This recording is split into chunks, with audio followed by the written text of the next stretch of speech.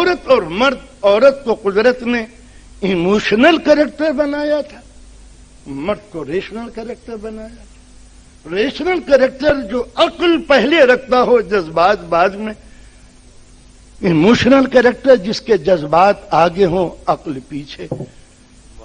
یہ کوئی بے عزتی نہیں تھی جس کو عورت نے سمجھا نہیں، اس لیے کہ قربانیاں عقل نہیں دیتی، جذبات دیتے ہیں۔ عقل ہمیشہ فائدے کی راہ دکھاتی ہے، کما لو، بچا لو، یہ کر لو، وہ کر لو۔ کبھی عقل خیرات نہیں کیا کرتی، عقل کبھی جان نہیں دیتی، دل جان دیتا ہے۔ تو قدرت نے عورت کو جذباتی بنایا تھا، دل آگے رکھا تھا، دماغ پیچھے، اس لیے کہ اگر عورت کے پاس دل نہ ہوتا تو بچے کی کبھی چیخ و پکار کے اوپر سب کچھ چھوڑ کے والہانہ طریقے سے وہاں نہ جاتی۔ جو زندگی کو نچوڑ کر حیات پال رہی ہے وہ عقل نہیں پالتی، دل پالتا ہے۔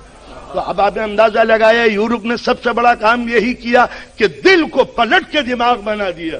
جب دماغ بنا دیا تو قربانیاں کون دے؟ نو بیبی پالیسی کس نے جنم دی؟ بچے مت پیدا کرو، یہ عقل نے بتایا، جذبات نے نہیں بتایا۔ عقل کا تو کام ہی یہ تھا کہ ہر چیز کو منفعت کا شکل دے دے، دل کا کام تھا کہ لٹا دے سب کچھ اپنے۔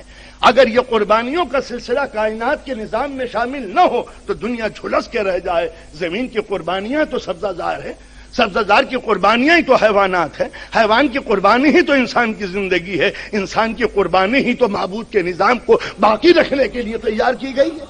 تو اگر قربانیوں کے سلسلے کو ختم کر دیا جائے اور عقل کے پیمانے پہ ہر چیز دیکھی جائے تو کربلا نقصان ہے۔ اگر عقل کے پیمانے سے دیکھو گے کیا فائدہ ہوا 72 کو لٹا کے؟ کیا فائدہ ہوا مدینے کو چھوڑ کے؟ کیا فائدہ ہوا علی اکبر کی جوانی کو دیکھ کے؟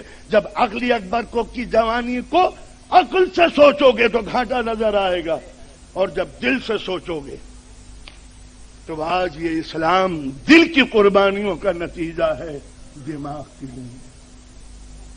عزاداری کو بھی جب دماغ سے سمجھو گے کہ کیا فائدہ ہے قوم رات دن ذکر حسین کرتی ہے تو عزاداری نقصان ہے، اور جب دل سے سوچو گے تو نظام کائنات صرف دماغ نہیں چلاتا، دل چلاتا ہے۔ اقبال کا شعر سن لیجیے، بے خطر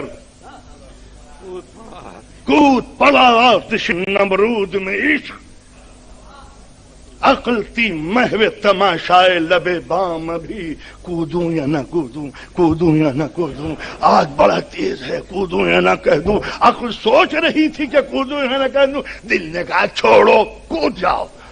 تو یہ عشق ہے جو بھڑکتے ہوئے شعلوں میں خود کو کدا دیتا ہے۔ عقل تو وہ ہے جو مدینے میں رہ گئے وہ عقل مند تھے، جو کربلا میں حسین کے ساتھ چلے آئے وہ دل والے تھے، جو مدینے میں امام حسین کو مشورہ دے رہے تھے،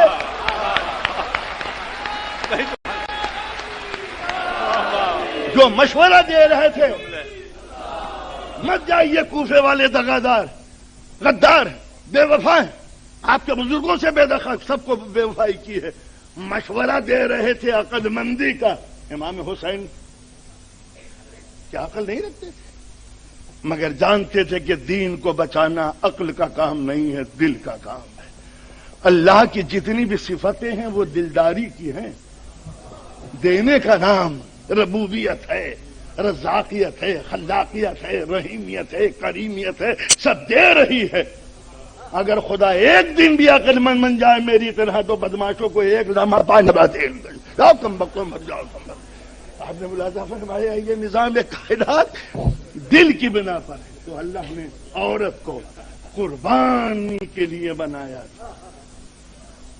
ہاں اگر یہ صرف دنیا ہوتی تو اڑانے والے کی پلانی غلط تھی، عورت بنا کے غلطی کی اس نے۔ قربانی کے نتیجے میں ملا کیا ملا؟